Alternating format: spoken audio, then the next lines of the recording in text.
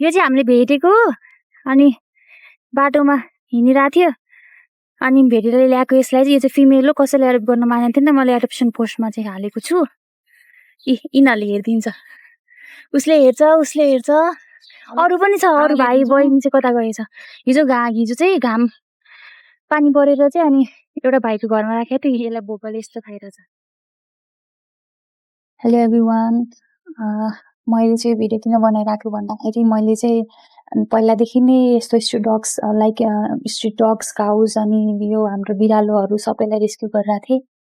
अनि मैले कति संस्थाहरूलाई पनि कल गरेँ अनि यो हाम्रो सेल्टरलाई पनि कल गरेँ, तर कसैले रेस्पोन्ड नै गर्नु भएन। कसैले भन्नुहुन्छ कि हामीसँग अहिले हाम्रो अब जस्तै कोही बिरामी छ भने पनि, कुकुरहरू बिरामी छ भने पनि चाहिँ हामीले चाहिँ उल्टै पे गर्नुपर्ने हुने रहेछ क्या।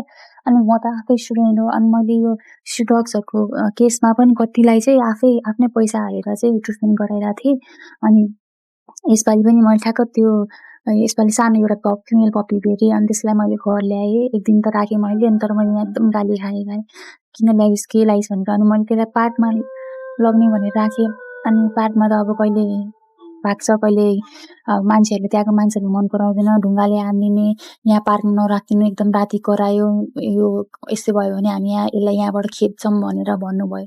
अनि हिजो एउटा बहिनी यही पप्पीसँग खेलिरहेको थियो, त्यो खेल्दाखेरि चाहिँ अनि बहिनी चाहिँ लडेछ। अनि लडेपछि चाहिँ अब त्यो दोष लगायो मलाई। अब उसको के भन्नुहुन्छ, मैले पप्पी ल्याएर त्यो बहिनी लड्यो अरे, उसको मम्मी मसँग बाज्न आउनुभयो।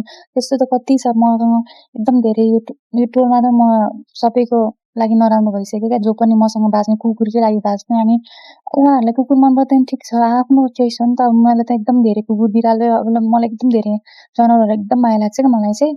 जो पनि मसँग झगडा गर्ने, अनि मैले झगडा गर्ने छोडेँ, मेरो फ्यामिली पनि भन्नुहुन्छ किन झगडा गर्छस् यस्तो अबुझहरूसँग भन्नुहुन्छ क्या। अनि ठिक छ, कुकुर बिरालो उहाँहरूलाई किन मन पर्दैन, जनावर किन हेला गर्नुहुन्छ मलाई थाहा भएन। अहिले चाहिँ मैले त्यसलाई अनि फेरि तल हाम्रो पसलमा लगेर छोडिदिएको छु। यतातिर एकदम धेरै अब नराख भन्न थालेपछि त्यो पसलमा पनि भागिरहेको हुन्छ, त्यसलाई अस्ति पनि भागेर कहाँ पुगेछ, बल्ल 1 घन्टा लगाएर खोजेर लिएर आएको। अनि एकदम धेरै माया लाग्छ मलाई चाहिँ। मैले पहिलादेखि नै यस्तो, म खासमा यहाँ आउन खोजेको पनि थिएन, मैले यसरी भिडियो बनाउँछु भनेर सोचेकै थिएन, लाइफमै सोचेको थिएन। तर यो अति नै भयो, एकदम धेरै प्रेसर दिन थाल्यो क्या मलाई चाहिँ, एकदम धेरै नै जोसँग नै नराम्रो हुन थाल्यो। एकदम जतिखेर पनि धम्की दिने, यो अब यो कुकुरहरू ल्याइस् भने यस्तो उस्तो भन्ने। अनि एकदम धेरै प्रेसर दिन थालेपछि चाहिँ मैले यसरी भिडियो बनाउनै पर्छ भनेर चाहिँ मैले भिडियो बनाएको हो।